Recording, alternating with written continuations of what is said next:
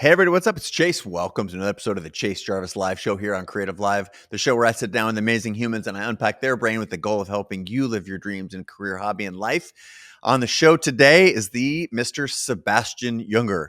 Now, if you're not familiar with Sebastian's work, he is a New York Times bestselling author. He is an Oscar Award nominated director for a documentary film called Restrepo, numerous books called The Perfect Storm, Death in Belmont, War, Tribe, and we are here today to talk about his newest book called Freedom.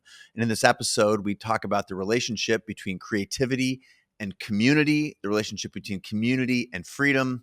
We relive one of his near-death experiences and the work that pushed him to do in service of his dream to connect and to help people live a virtuous life. And it's an incredible episode. I'm very excited to have you tune in right now. So I'm going to get out of the way and let Mr. Sebastian Junger do the work.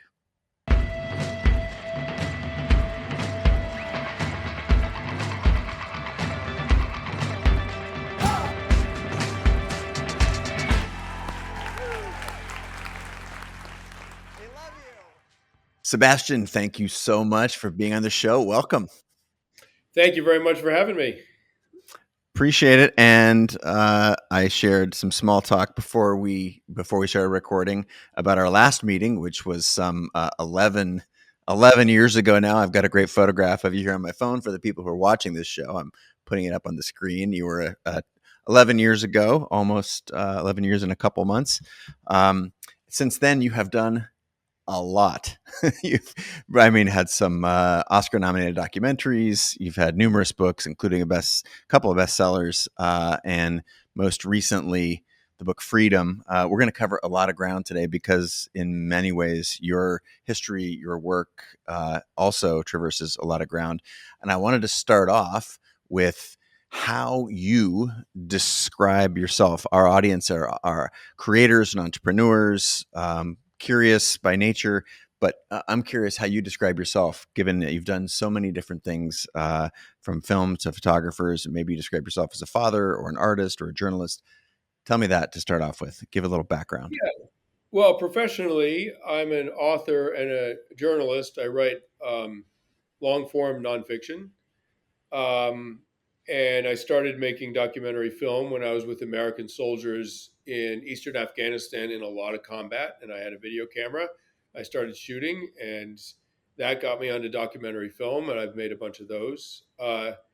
And since then, I covered a lot of wars for a long time, and I stopped after my buddy, my brother and colleague Tim Hetherington was killed in Libya. I stopped war reporting and turned my attention to other things, including having a family. And I have two wonderful little girls, 4.5 and 1.5, who are the sum total of the universe for me. I mean, they're everything, and I'm not sure I necessarily would have felt that way, at age 30 when I was running around the world trying to make a name for myself. But I'm 59, and they are the central purpose of my life, and it's the most amazing part of my life. Even though I've done many other things, I'm very proud of.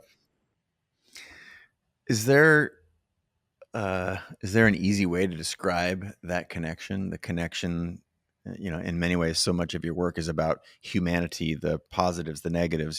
Most recent book, Freedom, big human concepts, and having dove deep on so many, as you mentioned, war and cinematography and the human condition.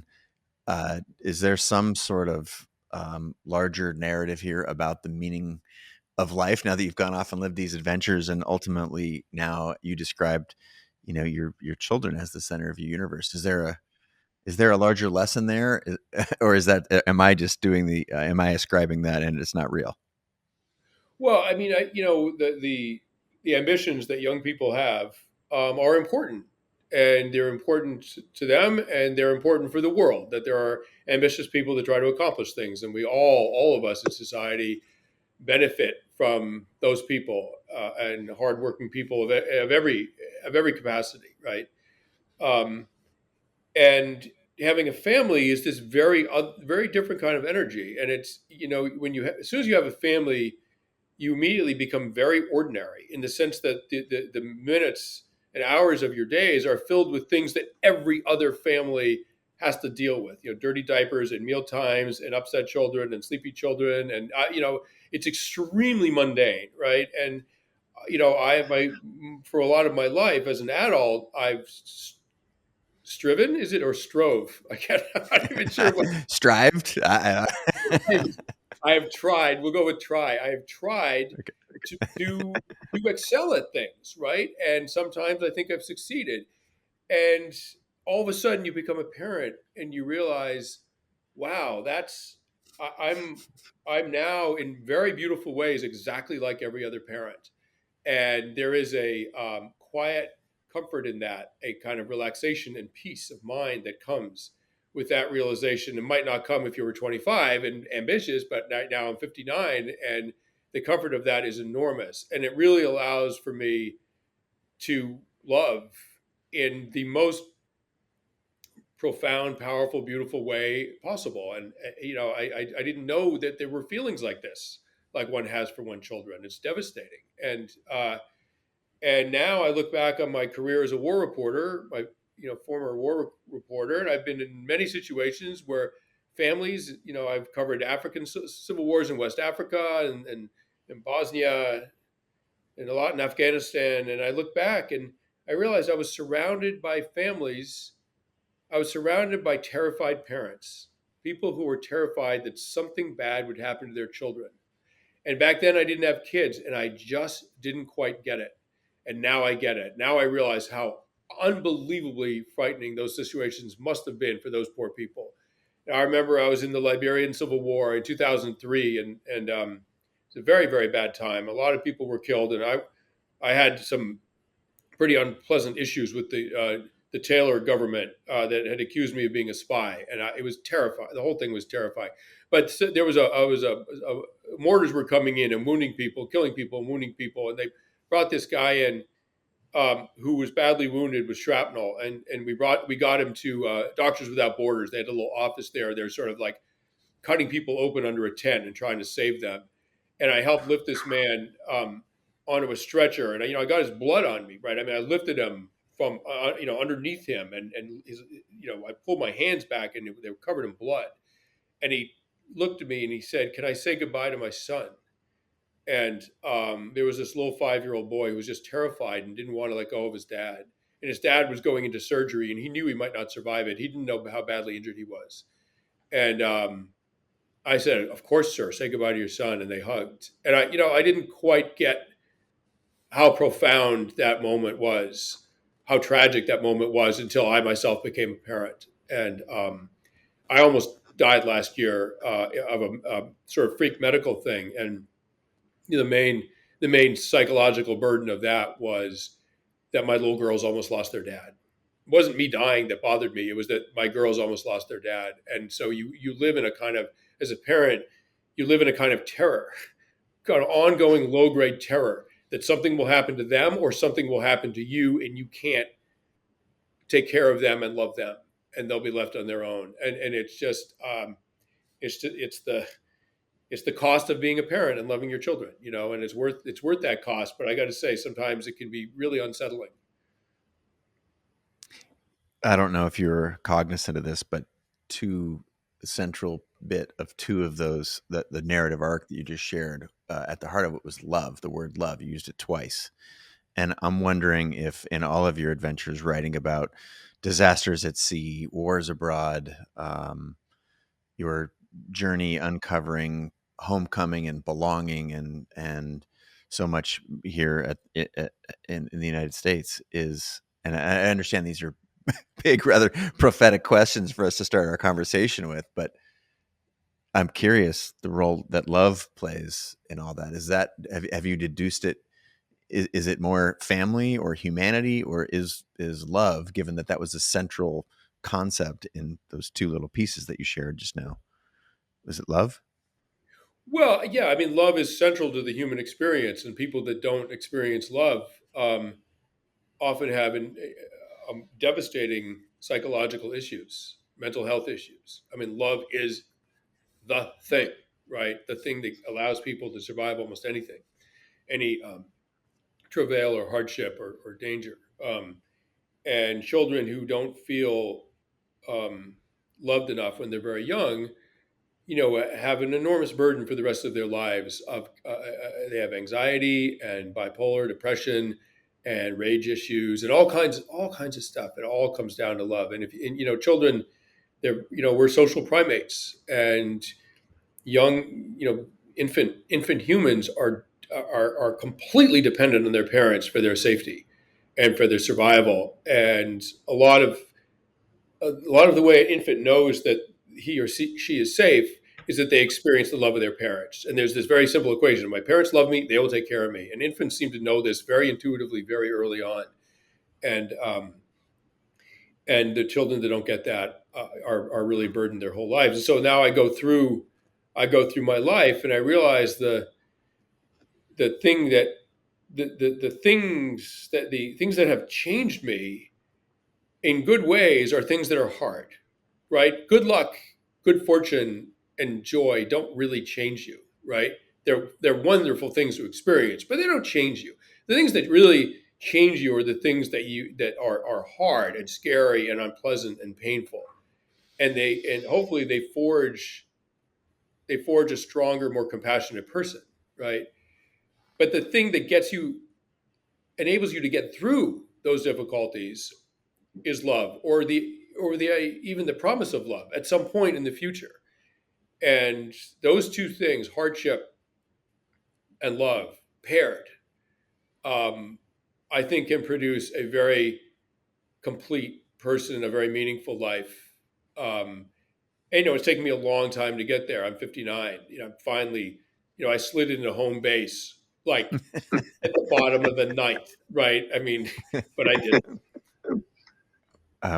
it. It's probably appropriate to congratulate you. That's obviously with the family and this. There's just a spirit in your voice that sounds more content than in other. I've listened to lots of interviews that you've done in the past, and as I mentioned, we've met before and heard you on stage. And this is a cool and fascinating side. So thank you for sharing that. I want to for a second turn to another concept that was present in what you were just sharing. You mentioned us being, social creatures at our core, and your most recent work. But if you maybe widen the aperture a little bit, you might be able to say that so much of your work has really been about the role of community. And I talk about community a lot with a slightly different lens. The people that you put around you, if you're going to be the average of the five people you spend the most time with, as like our mutual friend Tim Ferriss says a lot, then you better choose wisely. So there's a community sense. I think of that as a community with a small c. But let's try and tackle for a second community with a capital C. The fact that we are social primates, and that we truly, you mentioned your children cannot live without support of an adult, infant children. And similarly, people who are isolated, that's more dangerous, I've read, than, smoking a pack of cigarettes every day to the prediction of one's, longevity and or health. So let's, in terms of capital C community, I'm wondering if you could just talk a little bit about it. And do you believe that your work is really grounded in humanity, or is that again something I'm ascribing that you did not intend? Well, I studied anthropology in college, and I see everything through that lens. And humans spent the vast majority of the last 200,000 years, which is basically how long the human race has been around in this form, spent the vast majority of that in very close knit groups of 30, 40, 50 people. Um, and so we are sort of wired to operate at that level. And if you look at people's social worlds, if you look at, say, how the military divides up their maneuver units in combat, a platoon is exactly that size. And so the, the thing that keeps everyone alive is the fact that they're part of a group like that, right? I mean, in sort of biological terms and anthropological terms, humans don't survive alone in nature. They die almost immediately. But in groups, we survive, and actually we thrive. We dominate. I mean, we dominate the world precisely because we're social primates. And one way to know that you're safely ensconced in a group that will protect you and enable you to survive is that you're doing something for that group that they need done, right? You're a good hunter, right? They're not going to get rid of you. Where are they going to get their next, meal from, right? You're great at pottery and making pots that water gets boiled in. You're a great midwife, whatever it may be. When you contribute to the common good, people get a profound sense of well-being. And I mean, they've done these famous studies where they have someone give $5 to someone else, and the level of oxytocin, which is the sort of feel-good chemical of sort of human connection, that gets secreted into our brains. The person who gives the money actually has a higher oxytocin bump than the person that gets the money. I mean, acting benevolently and with generosity and courage, um, for the group makes people feel really, really good. And that makes sense because adaptive behaviors feel good. So we'll keep doing them. And clearly it's adaptive to contribute to the group. And it feels very, very good to feel that the group is loyal to you, because otherwise your chances of surviving are almost zero, right? So yes, everything is about community, and one of the difficulties of this wonderful modern society that we live in is that we are so affluent and everything is so mechanized, so industrialized that we actually don't need others to meet our day-to-day survival needs. We are actually not part of a survival group in any meaningful sense of the word, and so what that leaves us in some ways wondering how safe we really are, because we're wired to think that our safety comes from those who are immediately around us. Now we live in a society where middle class American society, like the Americans are the only mammal that doesn't sleep with their young, right? I mean we sleep with my wife and I sleep with our children, right? In a big pad on the floor. But most Americans don't, and the children go into their own room as soon as possible. Only an affluent society could afford this, and it's completely unique, right, in human history, in human society, and in the animal kingdom, right, that the young would sleep by themselves in the dark. And then families have single family homes or apartments that are often completely unconnected to the families immediately around them. And then those neighborhoods are really not part of something bigger. And then there's this big abstract idea that we're all part of America, which is 330 million people. And so the alienation that comes from the very nature of affluent modern society, the alienation that comes from that is very hard on people. And if you look at mental health statistics from this country, I mean, this society, one of the wealthiest countries ever, the most powerful country ever in history, that we are the beneficiaries of endless technological miracles, right? We have some of the highest rates of depression and suicide, and anxiety and addiction of any society ever, right? So you got to ask, what is wrong? Something's clearly very wrong. And I would offer what's wrong is that most people do not feel like they're an active participant in their community and sometimes not even in their family. Hmm. Let's keep pulling on that thread. At the risk, you do an amazing job of uh, in especially your reportage. You're just laying out the facts, so to speak, um, and yet I've got to think you have an opinion. And so if we pull on this thread of connection and isolation, the isolation that we feel either, for example, disconnected from our family and certainly disconnected from our neighbors and our community. And I heard you make the statement just now about like that's a thing we implicit in there was that we ought to do that. But how? What's the mechanism? This is a maybe a direct question that you'd have to read all of your books to to understand, but you've got to, as the parent in you, the friend in you, the neighbor in you, if you see this, in your community, what's the advice that you give to people who do feel disconnected, who are struggling? I mean, I grew up in an affluent suburb where nobody really connected to anyone else around them or need, and they didn't because they didn't need them, because everyone was affluent enough to solve their own sort of problems autonomously with the money that they had. Um, do not live in an affluent suburb if you want to avoid spiraling into depression and alienation. And what is this all for? I live in a mixed income neighborhood.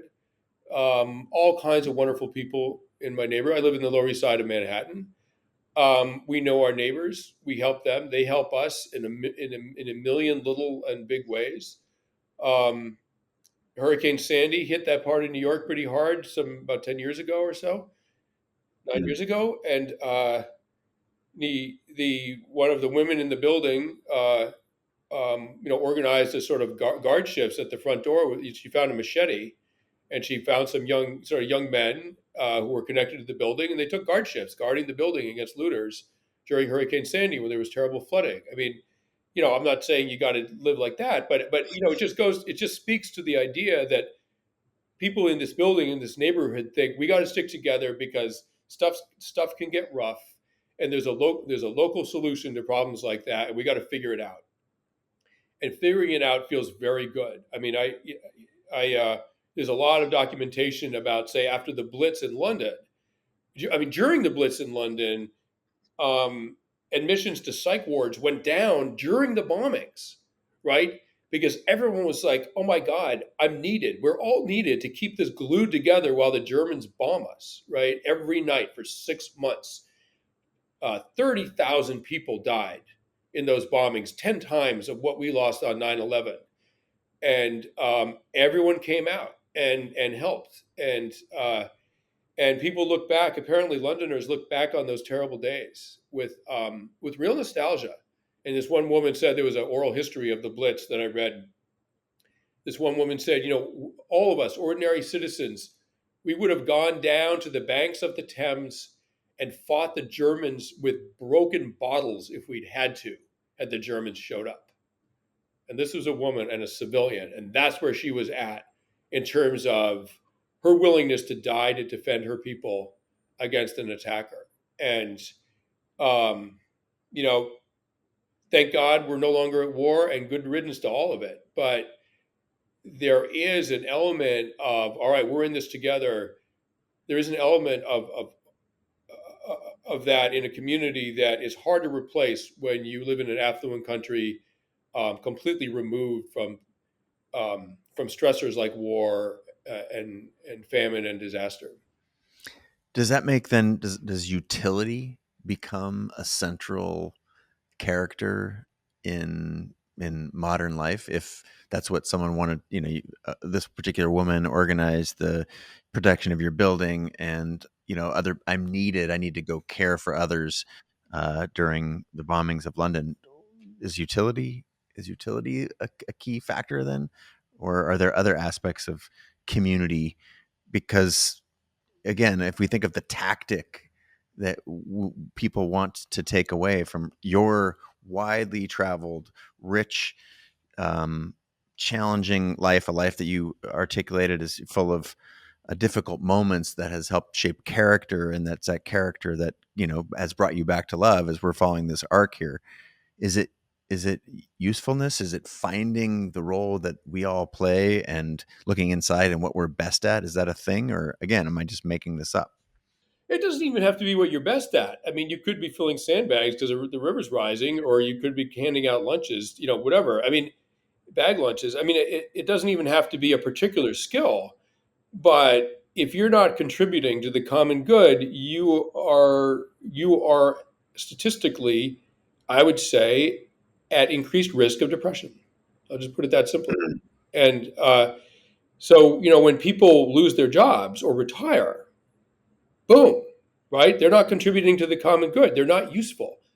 They don't have utility, and they risk depression and even suicide. So, um, and again, the tragedy and the beauty and the tragedy of modern society is that society doesn't need any one of us. We're infinitely replaceable, which is amazing, right? I mean, it frees us up to do all kinds of cool stuff, but it also puts us at risk of thinking, what's the point? There was one London official in London who said, sort of marveled. He said we have the chronic neurotics of peacetime, and I think we all know people like that. The chronic neurotics of peacetime driving ambulances through bombing raids. Right? They were needed. They knew there were wounded people that needed help, and Sebastian, neurotic as the day is long, I'm going to get in an ambulance and go help those people. And for a little while, I'm not going to be in touch with how neurotic and anxious I am. I'm going to save a life. And if you're deprived of the opportunity to do that, what are you left to focus on? You're left to focus on yourself, and that's where the downward spiral starts. Rumination, excessive rumination, anxious rumination, all lead to the risk of depression and anxiety. Well, you've been very clear in your last book, Freedom, about the role that community plays, and the how this idea of freedom and the community aspect that we've been speaking about for the last, say, 15 minutes are all there's a very tenuous relationship between those two things. And the concept of freedom also, you're very clear in the book, which I would offer, and I'd encourage you to expound upon, like what you're free from.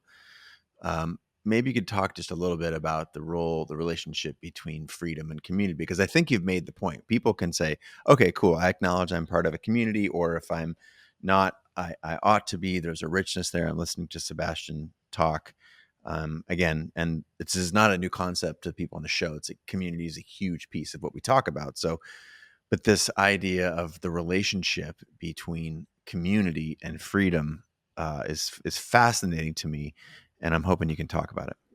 Yeah, so let me just start by saying, just tie up a little bit of unfinished business.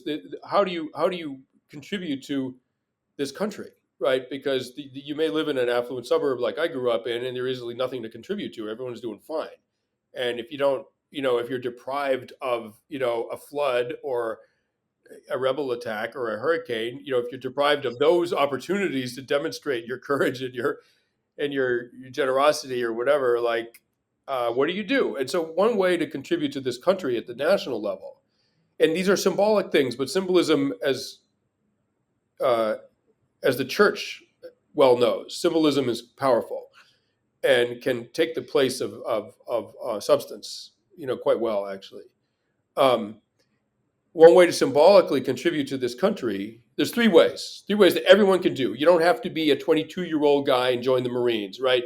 I mean, you could be any person in this country, and there's three ways to do it. And the country needs you to do this, right? All of these three things. First of all, donate blood. I almost died last year. I had a ruptured abdominal aneurysm that was undiagnosed and it ruptured out of the blue, and I lost two-thirds of my blood. And I was saved by 10 people who donated blood, and I wound up with their blood in my veins. And, I don't know if they're black, white, Republican, Democrat, old, young.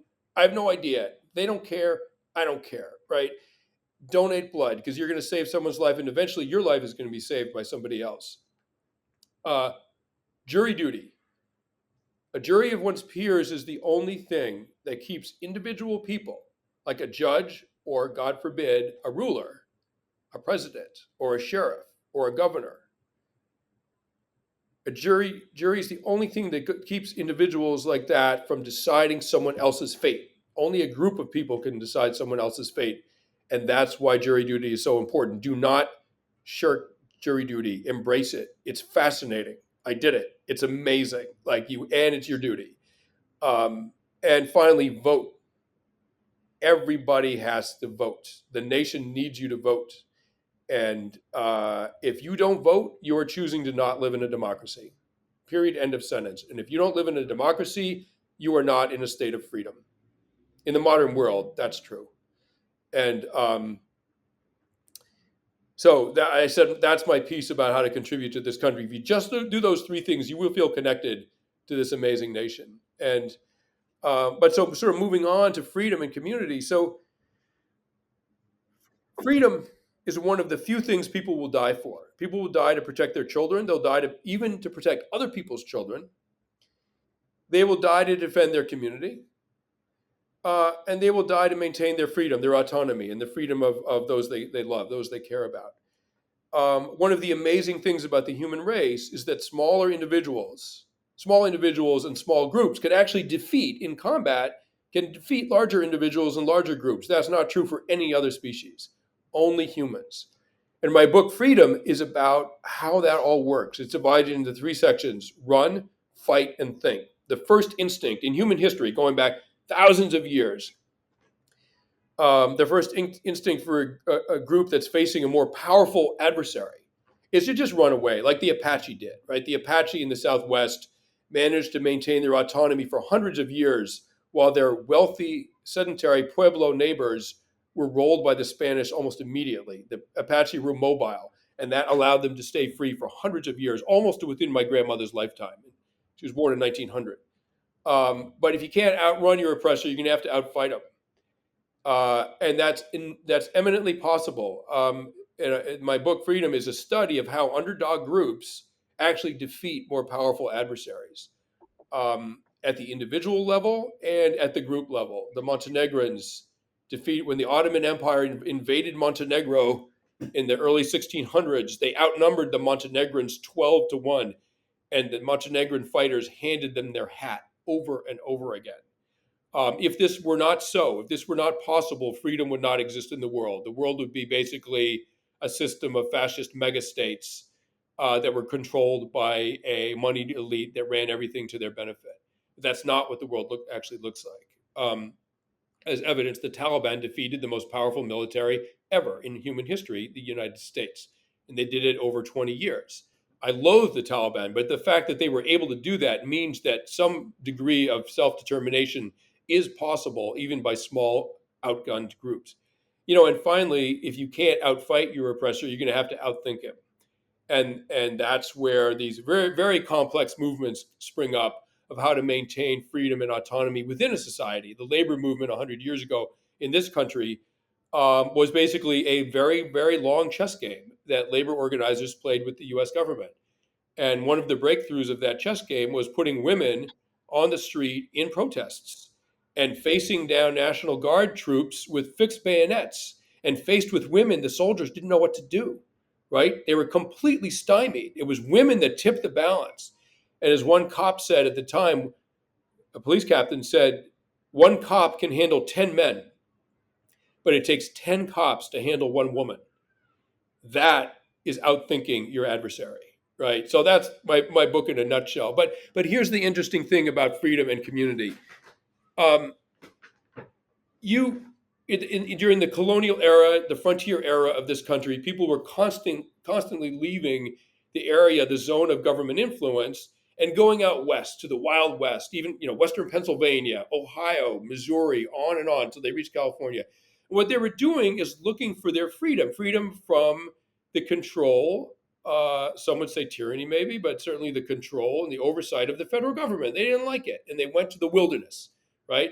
A very, very free place and very dangerous, right? And if your life is if your life is continually in danger and you can't defend yourself physically from someone who would kill you, you are not free, right?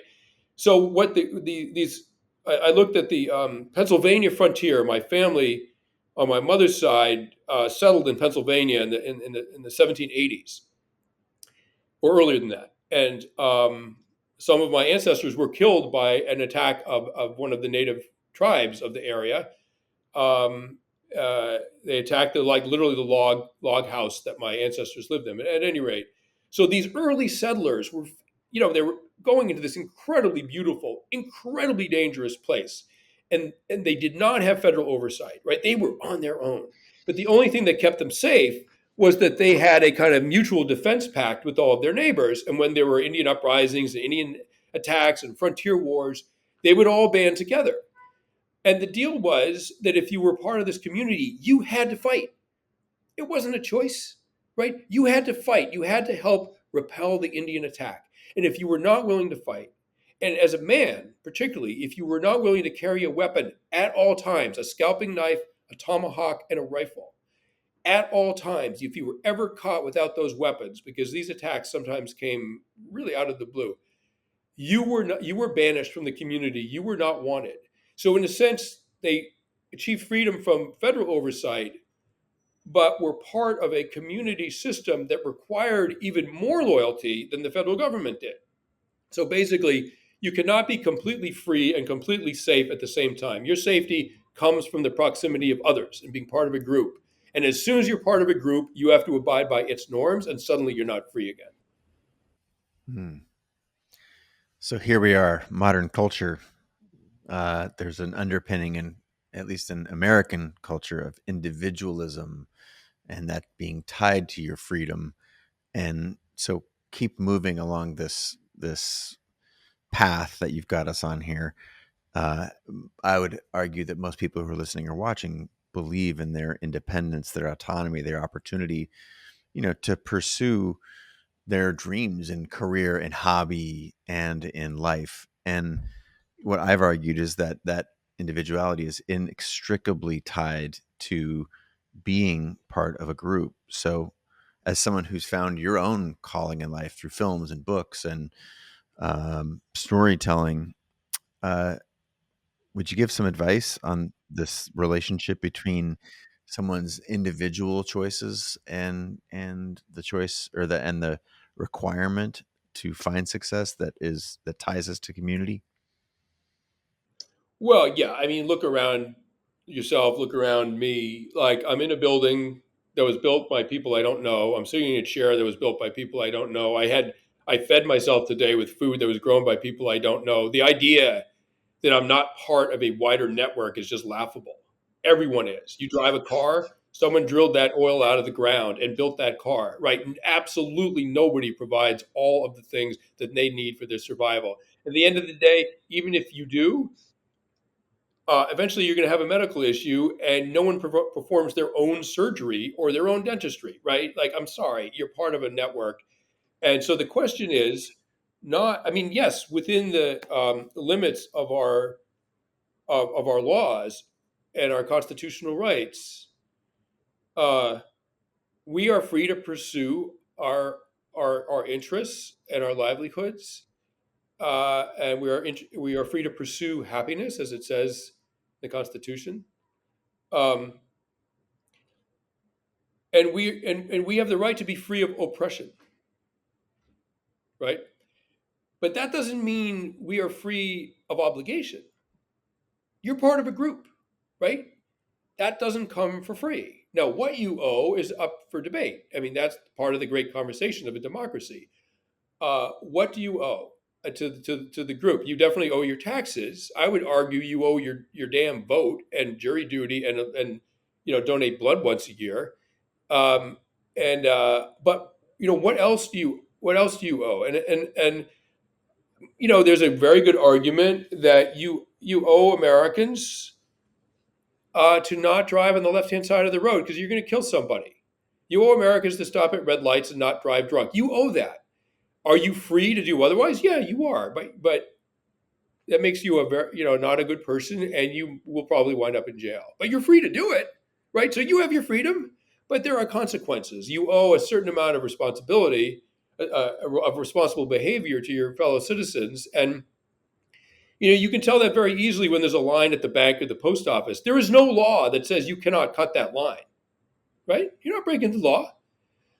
But I tell you what, um, a the people in the line won't let you cut the line, and b there are plenty of people who would commit fraud, theft, murder, all kinds of ghastliness, right? Who will not cut the line in the grocery store because that social pressure is so enormous. You owe those people the fairness of getting in the back of the line. So the idea that we don't owe anything is complete nonsense. And right now we're in the middle of a pandemic. Do we not owe the nation reasonable safeguards to not communicate disease to others? That's the big debate. That's the big conversation. But the idea that it's not even up for that it's not even up for debate is silly. As I say in my book Freedom, no one owes nothing. I mean, only it's literally infantile to think you owe nothing to society. Only children owe nothing. And in a lot of the world, what children owe their society starts at age 6, age 7, age 8, age 10. Children start working very, very early in a lot of the world. We are very privileged that we can delay that moment until 18, 21, 30, 40, whatever. I mean, there are people who are endlessly in grad school, no problem. I don't care. But I do understand what a unique and privileged situation that is to even have that as a choice.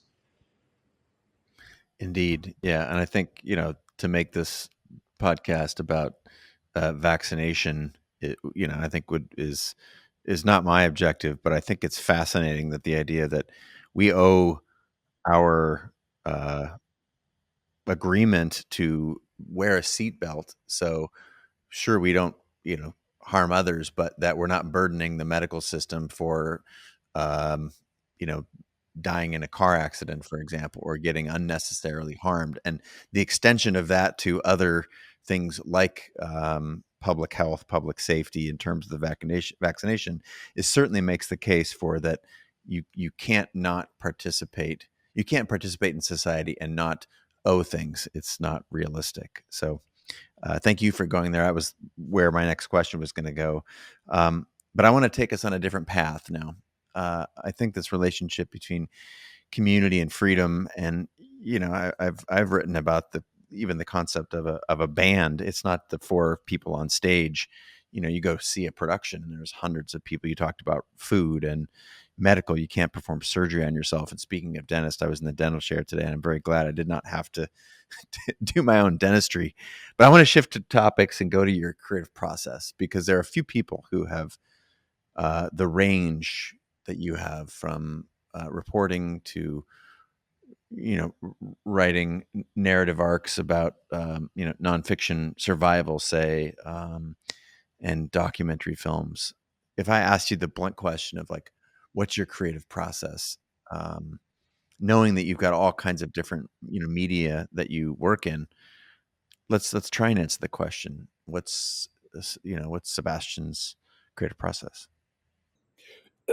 Yeah, thank you. Well, so we'd have to put the word creative sort of in quotes. So, I'm a journalist. So basically, um, uh, I assemble information and facts, um, and I try to arrange them in a compelling way using words artfully and hopefully in original ways, so that people want to, read the first sentence and want to read the next sentence and want to keep reading all the sentences until they reach the end of the book, right?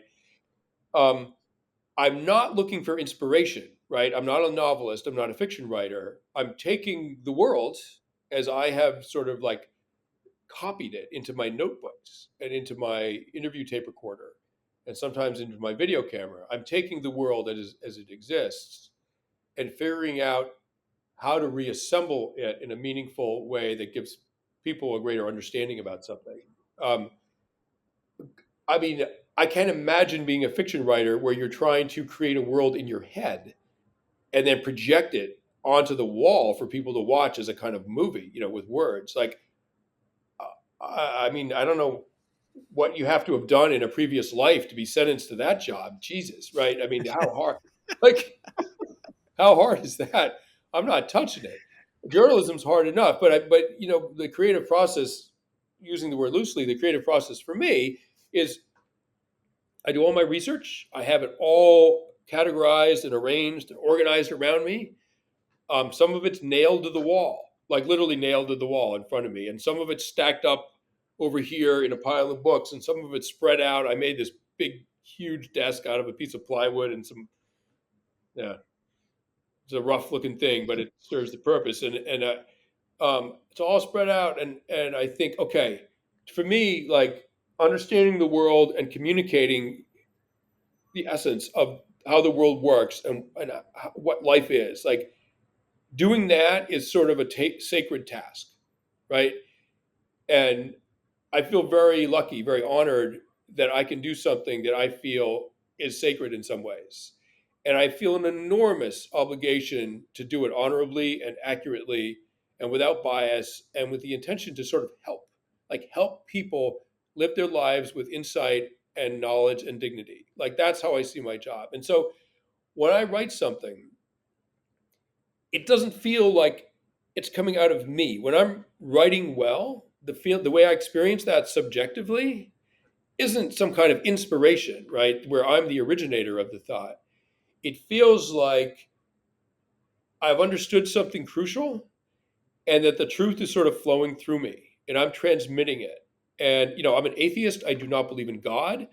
I I kind of loathe mysticism in some ways. Like I have no patience for it, and so I don't mean to sound mystical here, but my creative process basically is trying to get myself out of the way and open myself up to hearing and transmitting a kind of higher knowledge that I feel lucky to have somehow um, tapped into.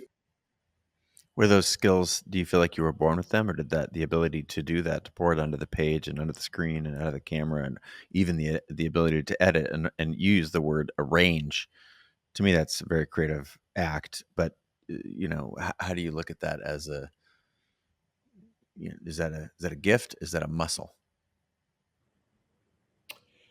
Um, I've had that since I was a teenager, by my own terms. I mean, I don't know if other people would think that, but my experience of what we're calling the creative process, um, my experience of it subjectively was one of transmitting a communication from somewhere else to my notebook, to my laptop. And that started when I was a teenager. And for me, that's the only work worth doing for me. I've written plenty of stuff that wasn't the result of that process and is garbage, and I throw it out. Like the only thing worth wasting other people's, not wasting, the only thing worth asking other people to spend their time on is is things that I have created through that process. Mm. Well, let's then take this idea, this your sort of vehicle, the intention, use that word, which I thought was really spot on. It feels like it lands with this near death experience. You talked about the aneurysm. My, reading of the story and from other sources was that you didn't know it. It went undetected. You went there, and you were actually supposed to die. Is how I sort of I from the material that you said in other places, the New York Times and the Guardian, and so here you are on the other side of supposed to die and experiencing your father and going into a black hole. You can talk about that for a second, if you would, this process, and now an obligation to do work. Like, what is it, is this near death experience, does it how does it impact your work or your perception of the work? Is it just to your children now? Is that because that you've galvanized around this and you have children, this is a full circle moment? Or is there some bigger aha? Do you feel a burden to cultivate the intention and the community, all these aspects that we've been talking about? Well, I'm a very healthy, athletic person. I've been blessed with good health, and I've always devoted myself to athletics. Um, I was a good runner when I was young. I ran a 2:21 marathon, and I've maintained a high level of fitness my whole life. No reason to think I would ever drop dead of a heart attack or anything like that. But for some reason, my whole life, I had this knowledge, this sort of awful knowledge that I wasn't going to survive past my late 50s. And I didn't know what to make of that because I'm not a superstitious person. I don't believe in clairvoyance and seeing the future. Um, and yeah, that I had that unsettled feeling. And then suddenly at age 58, in perfectly good health, I felt a sudden stabbing pain in my abdomen. And within a few minutes, I couldn't stand up. And within 10 minutes, I was going blind. And uh, I was bleeding out into my own abdomen, out of an artery in my abdomen. And my blood pressure was tanking. And I was dying by the minute. And I managed to hang on another hour and a half. I finally got to an ER. We were in a place, we were far from the hospital. And when I got there, my hemoglobin was 1.2, which a doctor said to me in surprise, that's incompatible with life. Like you cannot have a hemoglobin count that low and be alive. And I was not only alive, I was talking to the doctor. I had no idea I was dying. I knew something bad was going on. I had no idea I was dying, and I was dying. I was going off a cliff, and this black hole opened up underneath me. And let me just reiterate: I'm an atheist. I'm not religious, and I don't believe in anything I can't measure or test. Um, and I started getting pulled into this black hole, and I said to the doctor, he was cutting my neck open to get a line into my jugular to try to get some blood into me fast. And I said, "Doc, you got to hurry up. You're losing me right now." And right then, my dead father appeared, sort of beckoning me. And he appeared above me on my left. And I was like, "I love you, but I don't want to have anything to do with you. I'm not, get out of here. I'm not interested." And yeah, my father was a beautiful person. I love him. And there was nothing personal in this. I wanted nothing to do with him.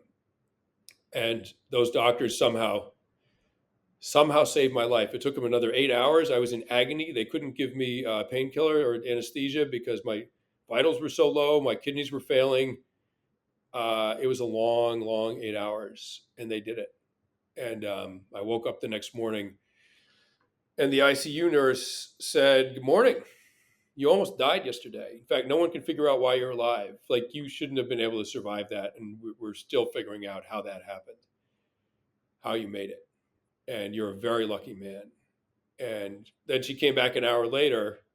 She sort of laid down the truth on me, right? I was shocked. I had Wait, no idea good that that morning. was, Like, yeah, good morning. where's Yeah, my coffee? she came back an hour later. I mean, I'm throwing up blood. I'm all kinds of messed up, right? But an hour later, she said, "Hey, how you doing?" And I said, "Well, I'm okay, but honestly, what you said is really upsetting, and it's terrifying that you can be in seemingly perfect health and die in your own driveway in front of your family, like, which is what had almost happened to me." And she said, "Try not thinking about that as something scary. Try thinking about it as something sacred." And then she left the room again. Like the Buddha just appeared. Wow. Yeah, and I lay there and thought about that. I was like, yeah, I was taken to the threshold of death. I mean, I was allowed to look at death, and I didn't have to go. I was able to turn around and come back with that knowledge. It's a sacred knowledge, and I feel like I've gone to front lines my whole life, or my whole working life, front lines of one sort or another, including in wars, and I've come back with some information that seemed maybe useful or interesting to my readers. I've gone to the ultimate front line, the front line that we're all going to be at eventually, where we die, and I've been able to come back, and so I want to write about this. I'm going to write a book called Pulse about what keeps us alive and what happens when we die. There's a fascinating connection to me that seems like this vulnerability of life. You talked about being so healthy, and then the next moment being not. You can imagine being in a war environment, or I identify as an athlete myself. That's where my background is in action sports, and also been trapped in an avalanche, near died. And there's a lot of interesting, very quick dialogue that one has with oneself in those moments. And the vulnerability for you, me dying on a snowy slope in Alaska, or you dying in your driveway with your family. It's like, and a moment before, everything was fine. So let's extend that question to the vulnerability of freedom. We understand that life is very vulnerable. What is the vulnerability of freedom? Well, it depends how you define freedom. Some people think that freedom comes from having a lot of money that insulates themselves from risk and hardship and uncertainty. Um, you can make a good case for that, right? I'm not here to argue anyone's definition of freedom, right? You could also make a good case that freedom is actually not having money and all of the responsibilities and the work hours and all that go into amassing a fortune, that you can be temporarily free. Your time is your own. And there's some there's some homeless people, and homelessness comes with enormous stresses and trials and dangers. I know that, but at least their time is their own, right? And no corporate lawyer can say that his times or her times are own. Um, and uh, I was fortunate to talk to a guy who did I think about 25 years in prison. He committed murder when he was young. He was from a very very violent environment. He got sucked into drugs, made some stupid choices, and he killed somebody. And he went to prison and he educated himself in prison, and he became an enlightened person. He found God, and he was let out on good behavior after some 20 some years. And I interviewed him a couple of weeks after he got out.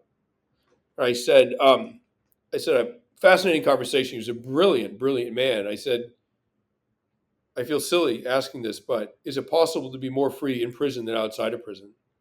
And he looked at me like I was crazy. He was like, yeah, of course it is. Are you kidding? Like, you can't be a drug addict in prison. You can't be like, you know, completely drowning in social media on your iPhone, totally distracted and obsessed with the sort of silliness of that whole endeavor in prison. There are no iPhones in prison, right? You got nothing but time. And you're in there long enough. You got nothing but time, and eventually you're going to have an honest conversation with yourself about who you really are and what you're doing in there. And when you do that, you will be a free man. And there's a lot of people on the outside, and by that he meant outside of prison. There's a lot of people on the outside that never even get around to that conversation. They are not free people. Was that one of the things that you discovered when in your book Freedom you walked the train tracks and you talked about, Pennsylvania sometimes sleeping, near meth addicts and within, I think you called it eye shot of a police station or a church and um was was that a big piece of what you found out? Was it about the relationship that humanity has with itself and freedom, or was there something beyond that? Yeah, I mean, me and a few other guys that have been in a lot of combat. Usually there was four of us out there all together, and my dog Daisy. We walked along the railroad lines from D.C. to Philly to Pittsburgh. We chose railroad lines because they're these sort of swaths of no man's land, and they cut these sort of ribbons of no man's land that cut through America. And you can sort of do what you want out there, right? I mean, we called it high speed vagrancy. We were sleeping under bridges and abandoned buildings and getting our water out of creeks and cooking over campfires and slices right through everything, right? The suburbs and the ghettos and the farms and the woods and everything that America is. Um, and we were completely, we were very autonomous from society in a sort of an immediate sense. I mean, as I say in the book, we covered around 400 miles, and most nights we were the only people in the world who knew where we were. That's a form of freedom. Um, but we were completely enmeshed with each other and indebted to each other because everyone had to contribute to keep us functioning, right? We had to cook, we had to get water. We were walking through a 110-degree heat index at one point. We were walking, it was 15 degrees some night. We walked through the winter. We did it, in chunks over the course of a year. And it was hard out there, right? We were carrying heavy packs and it was rough. And our autonomy, our freedom came at a huge cost. Um, I mean, a cost of enormous effort and a kind of suffering, right? And we needed each other. We were not free of each other. And you know what? We didn't want to be free of each other. Being held in the close embrace of this small group through cold and hot and long days and short days. And Pennsylvania, some guy started shooting at us, right? And we'd all been in combat and had the predictable reaction to that situation. Um, and so, at the end of the day, I would say the most profound freedom comes from being with people that you trust and you love and doing everything in your power to make sure that they're going to be okay. That's freedom. That's the ultimate freedom. And yeah, did we experience that form of freedom out there? Absolutely. Am I experiencing that as a father? Yeah, absolutely. And it's the high point of my life. When you also talked about that time, though, this is going to be a little bit confusing for me, so maybe you can reconcile these things. You talked about that as one of the hardest things relative to combat and all of the crazy stuff that you've done. You talked about it being hard, incredibly hard. Nights, you said nights and weeks, and felt just every day was a struggle. So, is there a correlation between those two? Um, Feeling free out there, but that also being simultaneously incredibly difficult. if someone offers you a form of freedom that isn't hard, walk away. Don't trust it. It's not real. It's an illusion. Hmm. I think that's exactly what freedom comes from. You have to earn it and you have to maintain it, and it does not come without effort of one sort or another. Hmm. So let's go back to the example you gave earlier about the suburban life, wealthy suburban. You had another adjective that I'm missing, but uh, Boring. if well played. Um, is that something that should be avoided and not trusted? I mean, not for some people. There's a lot of very Yeah. beautiful, good people who have very meaningful, wonderful lives in the suburbs. I just know myself well enough to know I'm not going to be one of them. And Yeah.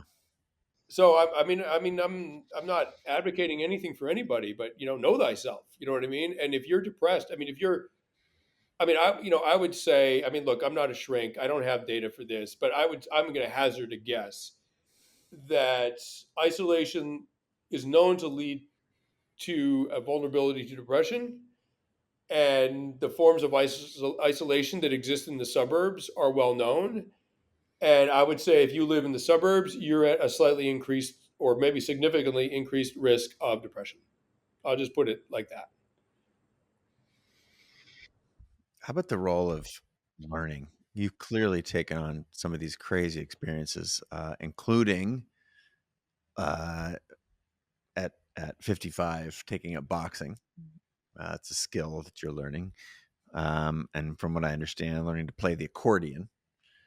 So, how does that? What role does learning play in freedom? And I think I'd like to explore both these. What role does learning play in freedom and in just life in general?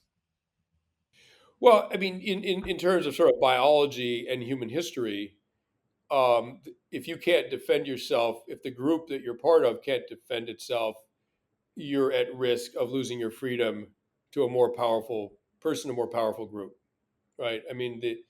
The most reliable, obvious way of losing your freedom is being defeated by an enemy and killed or enslaved, and that's happened for hundreds of thousands of years in human history, right? So, not that because I live in a modern, secure state with the police force and all that, and my whatever. I'm lucky to live in a place in a neighborhood where my immediate safety is not in question. Um, I didn't learn I didn't learn boxing to sort of defend myself and maintain my freedom. That's why not why I did it.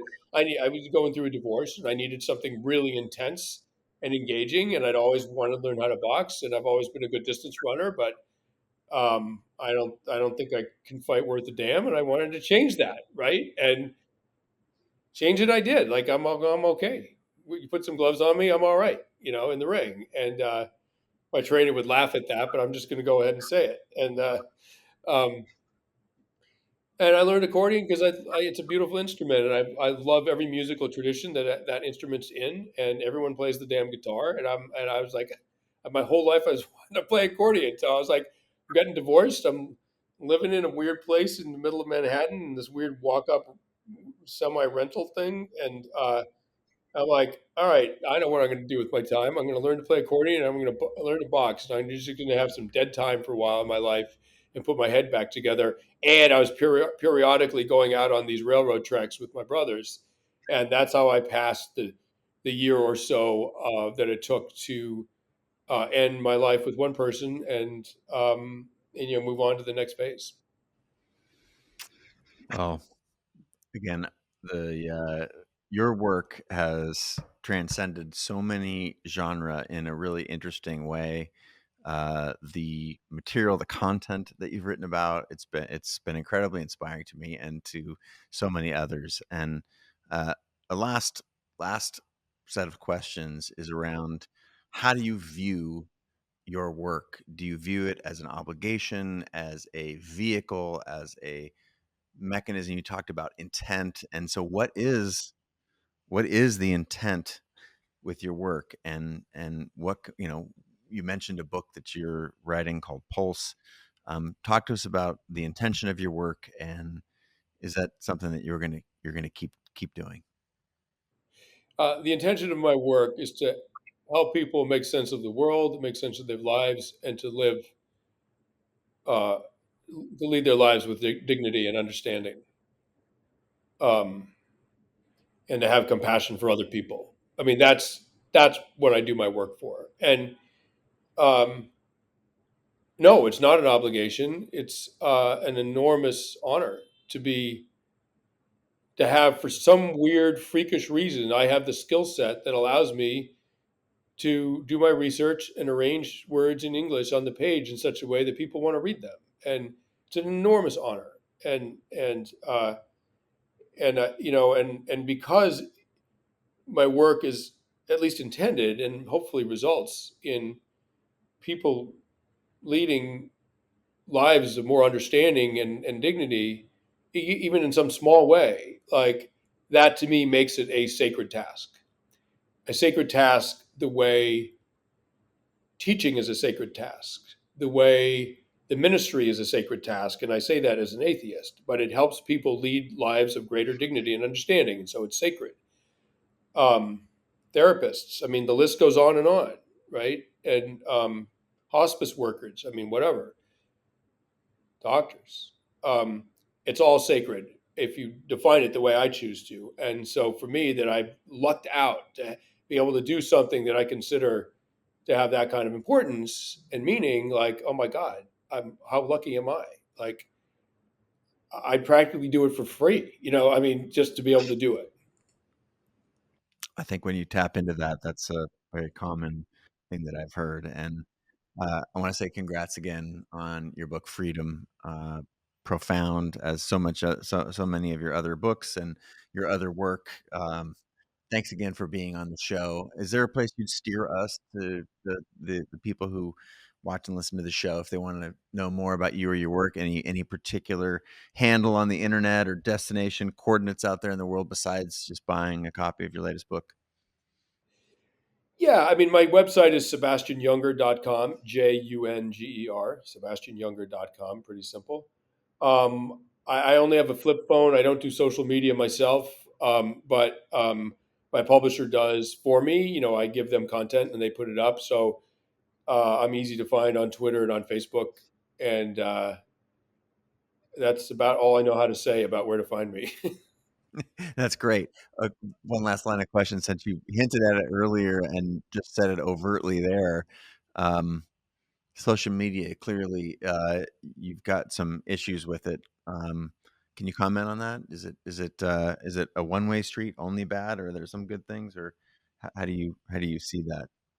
No, no. I mean, social media and the internet are enormously powerful tools. They're great. They just come at an enormous cost, and that cost, you know, needs to be mitigated because I mean, then there's a lot of data behind this. I mean, the Yeah. cost in mental health for particularly young people, the anxiety rates, depression rates, and suicide rates in teenagers, particularly teenage girls, starting in 2012 when Facebook came along, the kind of brutal self-examination that particularly teenagers can conduct on themselves when they are open for comparison to everybody else on social media.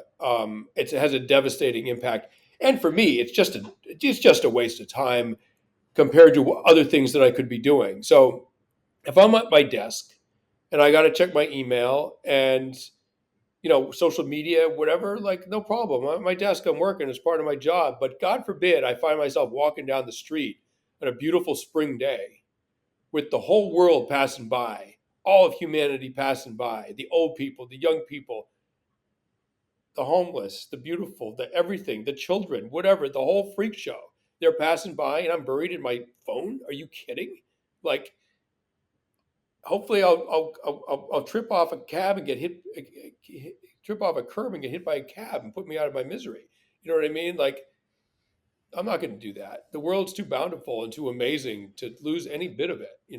That's for when I'm in my office and there's nothing better on offer. Brilliant. And it's a fantastic way to sign off. The irony is not going to be lost on anybody that will share this across the internet. But again, the intention behind that being good and providing the value that is another vehicle for your work. And again, I want to say thanks. Now here we go, 11 years full circle from our first meeting, and thanks again for being in the show. Huge congrats on the latest book, Freedom, and we'll keep an eye on your next book, Pulse, which you've already made clear to us, and other stuff. Thanks again, Sebastian, for being on the show. My pleasure. I really enjoyed it. Thank you. Thanks. All right, to everybody out there in the internet world, let's keep our noses out of our phone and into the creating the life, the dreams that you seek in career and hobby and life. And until next time, from Sebastian and yours truly, we bid you adieu.